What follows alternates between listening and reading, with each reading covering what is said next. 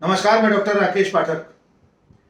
हिंदू राष्ट्र की स्थापना के लिए सतत प्रयत्नशील लोग राजनीति के साथ साथ इस अभियान में धर्म का तड़का भी लगाने लगे हैं। धार्मिक प्रवचनों में धर्मगुरु प्रवचनकर्ता भागवत महापुराण गाते हुए, शिव पुराण की कथा कहते हुए, राम कथा में अब सीधे सीधे संविधान को बदलने की मांग करने लगे हैं।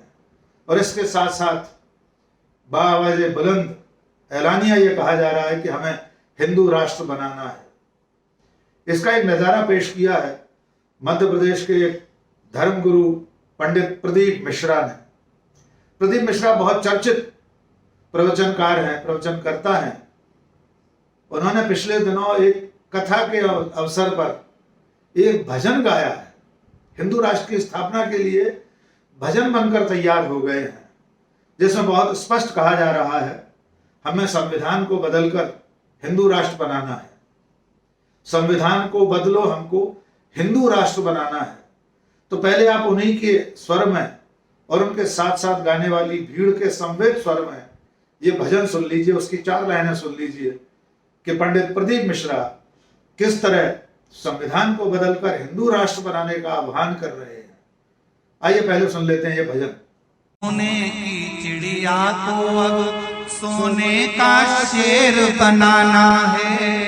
सोने की चिड़िया को अब सोने का शेर बनाना है। संविधान को बदलो, हमको हिंदू राष्ट्र बनाना है। हो संविधान को बदलो, हमको हिंदू राष्ट्र बनाना है। हो जय हो हिंदुस्तान, मेरे प्यारे हिंदुस्तान, जय हो हिंदुस्तान, मेरे प्यारे हिंदुस्तान। तो आपने सुना कि पंडित प्रदीप मिश्रा बहुत साफ साफ शब्दों में इस भजन के जरिए ये मांग कर रहे हैं कि संविधान को बदलो, हमको हिंदू राष्ट्र बनाना है।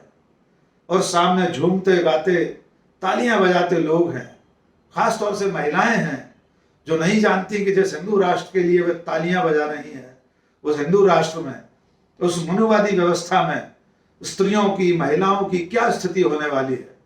और इसका नजारा भी प्रदीप मिश्रा पेश कर चुके हैं।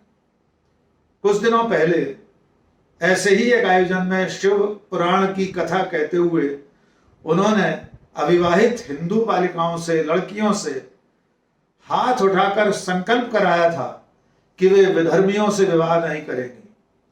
यानी वे अपनी इच्छा से प्रेम में पड़कर या किसी अन्य कारण से किसी विधर्मी से विवाह नहीं करेंगी। इसके अलावा उन्होंने ये भी कहा था कि जो हट्टे कट्टे लोग हैं, बॉडी शॉडी वाले, यही शब्द था प्रदीप मिश्रा का, ऐसे बॉडी शॉडी वाले लड़के हिंदू लड़कियों को फंसा लेते हैं, उन्हें इंप्रेस कर लेते हैं। ऐसा कहने वाले प्रदीप मिश्रा ये भूल जाते हैं कि वे जब हिंदू लड़कियों से ये संकल्प कराते हैं, ये शपथ दिलाते हैं, तो न केवल एक नागरिक के तौर पर बल्कि एक स्त्री के तौर पर भी वो महिला के अधिकार, स्त्री के अधिकारों का हनन कर रहे होते हैं। और अब जब वे बाकायदा मजीरे, ढोलक, हारमोनियम की ताल पर हिंदू राष्ट्र बनाना है का भजन गा रहे हैं, तब भी वे संविधान के विरुद्ध काम कर रहे हैं। उनके इस भजन पर, उनकी इस मांग पर ट्विटर पर एक सक्रिय कार्यकर्ता हैं, भीम आर्मी के पूर्व प्रदेश संयोजक हैं, उनका नाम है सुनील आस्तेय। उन्होंने ट्वीट करके इस वीडियो को डाला और ये कहा है कि ये सीधे सीधे संविधान के विरुद्ध है। उन्होंने प्रधानमंत्री नरेंद्र मोदी को टैग करके कहा है कि माननीय मोदी जी, आप अपने खुद के भाषण में कह चुके हैं कि अगर बाबा साहब अम्बेडकर नहीं होते तो ये संविधान नहीं बनता, और अगर संविधान नहीं बनता तो आप यानी नरेंद्र मोदी कभी प्रधानमंत्री नहीं बन पाते।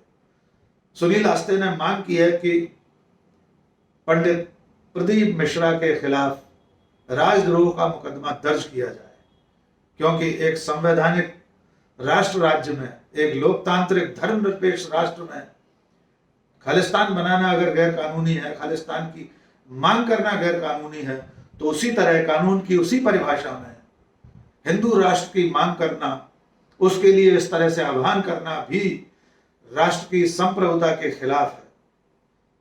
कई लोगों ने इस पर प्रतिक्रिया जाहिर की है और लगभग ज्यादातर लोग सिवाय हिंदू राष्ट्र की कल्पना में डूबने उतराने वाली ट्रोल आर्मी के ज्यादातर लोगों ने इस आह्वान पर, इस भजन पर आपत्ति की है।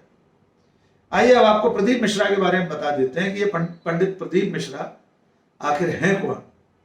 ये प्रदीप मिश्रा सीहोर के रहने वाले, मध्य प्रदेश में सीहोर जिले के रहने वाले हैं। हमारे मुख्यमंत्री शिवराज सिंह चौहान का खुद का गृह जिला है, वहां के रहने वाले हैं। ये प्रवचन करते हैं। शिव महापुराण में इनकी खास सिद्धहस्तता है। आम बोलचाल की भाषा में ये शिव पुराण के जरिए अपनी धार्मिक बातें, अपने विचार प्रकट करते हैं। बड़े बड़े इनके आयोजन होते हैं देश भर में। पिछले दिनों ये बहुत चर्चा में आए थे, यानी 2 महीने पहले, जब सीहोर के पास एक स्थान है, उसका नाम है कुबरेश्वर महादेव। वहां पर इनका ये आयोजन होना था, इनकी कथा होनी थी, जिसमें यह कहा गया था कि करीब करीब 15 लाख लोग 7 दिन में आने वाले। और पहले ही दिन, कथा के पहले दिन, इंदौर भोपाल जो राजमार्ग है, जो राज्य का स्टेट हाईवे है, उस पर भारी चक्का जाम लग गया। पंडित प्रदीप मिश्रा के जो अनुयायी हैं, जो श्रद्धालु हैं, जो कथा सुनने के लिए आए थे, उनकी गाड़ियों से, उनके वाहनों से इतना भयंकर चक्का जाम लगा कि कई घंटे तक यह स्टेट हाईवे बंद रहा। मध्य प्रदेश के मंत्री इस चक्का जाम में फंस गए थे और इस पर तमाम विवाद हुआ और अंततः स्थानीय जिला प्रशासन ने पंडित प्रदीप मिश्रा की इस कथा को स्थगित कर दिया था पहले ही दिन। पंडित प्रदीप मिश्रा ने रोते हुए, आंसू बहाते हुए लाइव अपने यूट्यूब चैनल पर इस पर दुख जाहिर किया था, अपना क्षोभ जाहिर किया था कि प्रशासन ने उनकी कथा को स्थगित कर दिया। इसे थोड़ा सा राजनीतिक रूप भी दिया गया था। न केवल भारतीय जनता पार्टी बल्कि कांग्रेस भी उनकी कथा के स्थगित होने के मुद्दे पर कूद पड़ी थी। कैलाश विजयवर्गीय जो बीजेपी के राष्ट्रीय महासचिव हैं, उन्होंने शिवराज सिंह को चिट्ठी लिख दी थी कि यह बहुत दुखद है कि पंडित प्रदीप मिश्रा की कथा को स्थानीय प्रशासन ने, कलेक्टर और एसपी ने स्थगित कर दिया। कांग्रेस के नेता, पूर्व मंत्री पीसी शर्मा और अन्य लोग पंडित प्रदीप मिश्रा से मिलने के लिए सीहोर पहुंच गए थे और बाद में जब राज्य सरकार और तमाम सारे लोगों ने इस पर आपत्ति की तो कलेक्टर, कमिश्नर को प्रदीप मिश्रा से मिलने जाना पड़ा था उनके ठिकाने पर। प्रदीप मिश्रा के सोशल मीडिया पर भी बहुत फॉलोअर हैं। उनका खुद का यूट्यूब चैनल है जिस पर 20 लाख सब्सक्राइबर हैं।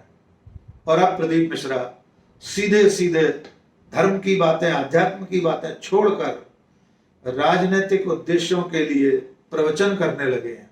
उनकी हर कथा में हिंदू मुसलमान की बात होती है। उनकी हर कथा में, उनके हर शिव महापुराण के प्रवचन में वे लगातार हिंदू राष्ट्र बनाने का आह्वान कर रहे हैं।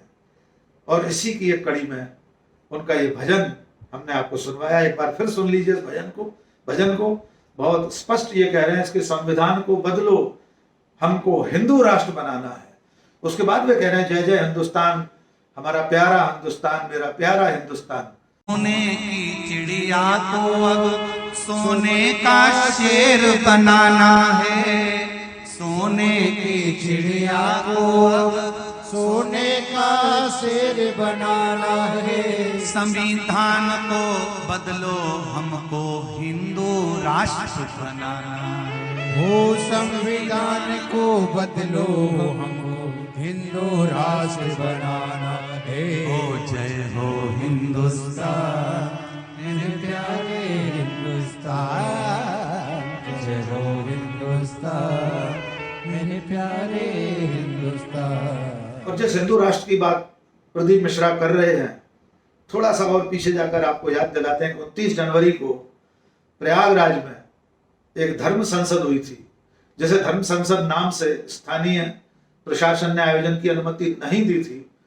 तब उसका आयोजन का नाम संत सम्मेलन कर दिया गया था। उस संत सम्मेलन में, उस तथाकथित धर्म संसद में तमाम साधु संत जमा हुए थे, जिसमें भारत को हिंदू राष्ट्र बनाने का आह्वान जनता से किया गया था कि जनता खुद इसे हिंदू राष्ट्र घोषित कर दे भारत को। वहां एक और महत्वपूर्ण घटना हुई थी कि हिंदू राष्ट्र के संविधान को बनाने के लिए एक समिति गठित की गई थी। और उस समिति का संयोजक अखिल भारतीय विद्वत परिषद के एक पदाधिकारी हैं डॉक्टर कामेश्वर उपाध्याय, उन्हें उसका संविधान समिति का, संविधान सभा का संयोजक बनाया गया था। हिंदू राष्ट्र के लिए संविधान बनाने की जो कमेटी बनाई गई थी, उसे ये जिम्मेदारी दी गई है कि अगले माघ मेले तक, यानी 2023 में जो माघ मेला लगेगा, उससे पहले ये हिंदू राष्ट्र का संविधान तैयार कर लेगी। इसमें करीब 25 सदस्य बनाए गए हैं, अलग अलग समितियां हैं, जिसमें राजनीतिक समिति है, एक सुरक्षा समिति है, एक आर्थिक समिति है। ये सारी समितियां मिलकर हिंदू राष्ट्र की जो संविधान सभा है, ये हिंदू राष्ट्र का संविधान बनाएगी। और उस कमेटी ने बहुत स्पष्ट कहा है कि हिंदू राष्ट्र के संविधान में मनुस्मृति, भगवत गीता, रामायण से भी विचार लिए जाएंगे कि कैसा होना चाहिए हिंदू राष्ट्र। तो आप कल्पना कर सकते हैं कि जिस हिंदू राष्ट्र के संविधान में मनुस्मृति समाहित होने वाली है, जिस मनुस्मृति में मनुष्य में और दूसरे मनुष्य में जाति के आधार पर भेद करना सिखाया है, जिसमें शूद्र को दोयम दर्जे का मनुष्य माना गया है, जिसमें स्त्री की स्थिति भी दोयम दर्जे की है, उसे मिलाकर उसके विचारों को समाहित करके हिंदू राष्ट्र का संविधान बनने वाला है। देखना होगा कि आने वाले दिनों में सरकार, राज्य सरकार और केंद्र सरकार ऐसी संविधान विरोधी गतिविधियों पर कौन सा रवैया अपनाते हैं, कानून सचमुच इस पर कोई कार्यवाही करता है या नहीं। आज के इस वीडियो में बस इतना ही। बहुत बहुत शुक्रिया। जय हिंद।